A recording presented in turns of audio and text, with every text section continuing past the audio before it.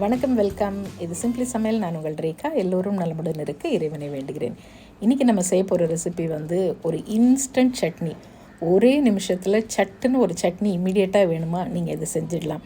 அவசர காலத்தில் இது உங்களுக்கு ரொம்ப ரொம்ப ரொம்ப கை கொடுக்கும். திடீர்னு வீட்டுக்கு ஒரு கெஸ்ட் வந்துட்டாங்களோ, இல்லை வீட்டில் ஏதாவது ஒரு சட்னி அரைக்கிற பொருள் இல்லைனாலோ, நீங்கள் ஒரே நிமிஷத்தில் இந்த சட்னி ரெடி பண்ணி அசத்திடலாம். இது எப்படி செய்யலான்னு பார்க்கலாம். நம்ம சேனலில் புதுசாக பார்க்குறவங்க சேனல் பிடிச்சிருந்ததுன்னா மறக்காமல் சப்ஸ்கிரைப் பண்ணிக்கோங்க. பெல் ஐக்கான் கிளிக் பண்ணிடுங்க. ஆல் பட்டனும் ப்ரெஸ் பண்ண மறந்துடாதீங்க. வாங்க இப்போ நம்ம கிச்சன் போகலாம். இன்றைக்கி நம்ம இன்ஸ்டண்ட்டாக சட்னி பண்ணக்கூடிய ஒரு இன்ஸ்டன்ட் சட்னி பொடி தான் செய்ய போகிறோம். இதை ஜஸ்ட் தண்ணியில் மிக்ஸ் பண்ணி வச்சிங்கனாலே போகிறோம். ஒரே நிமிஷத்தில் சட்னி ரெடி ஆகிடும். இதுக்கு தேவையான பொருட்கள் எல்லாம் டிஸ்கிரிப்ஷன் பாக்ஸ்லேயும் கொடுத்துருக்கேன். அதில் ஒரு தடவை செக் பண்ணிக்கோங்க. இதை நீங்கள் 1 மாதம் வரைக்கும் ஸ்டோர் பண்ணலாம். ஃப்ரிட்ஜில் வச்சுக்கிட்டிங்கன்னா ஒரு 2-3 மாதம் வரைக்கும் ஒன்றுமே ஆகாது.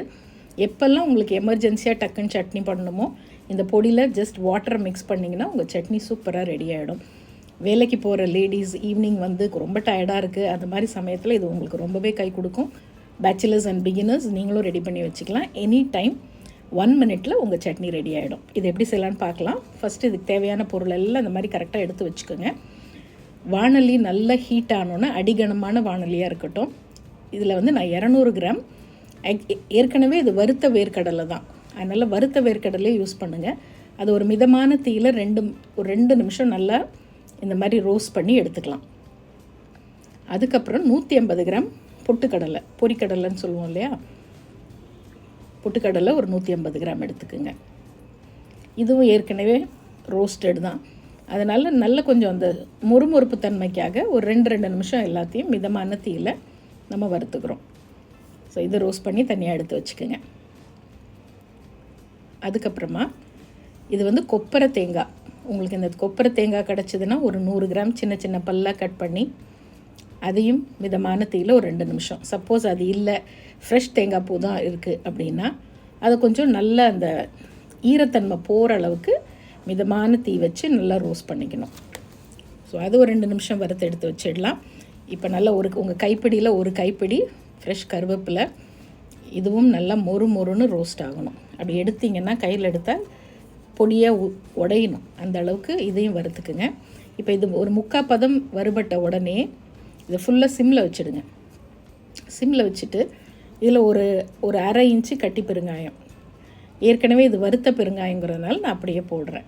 இல்லை ஃப்ரெஷ்ஷான பெருங்காயம்லாம் கொஞ்சமாக எண்ணெய் விட்டு தனியாக நீங்கள் ரோஸ்ட் பண்ணி எடுத்துக்கலாம்.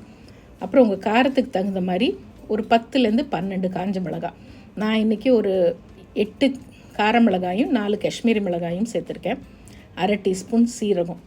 இது எல்லாம் நல்லா படபடன்னு பொரிஞ்சு வரும், அந்த அளவுக்கு நல்ல வாசனை வர அளவுக்கு வறுத்து எடுத்துப்போம். ஸோ இதுவும் இப்போ நல்லா வறுபட்டுருச்சு. இதையும் தனியாக எடுத்து வச்சிடலாம். அடுத்தது ஒரு சின்ன நெல்லிக்காய் அளவு புளி, அதை சின்ன சின்ன பீஸாக அப்படி பிச்சு எடுத்துக்குங்க.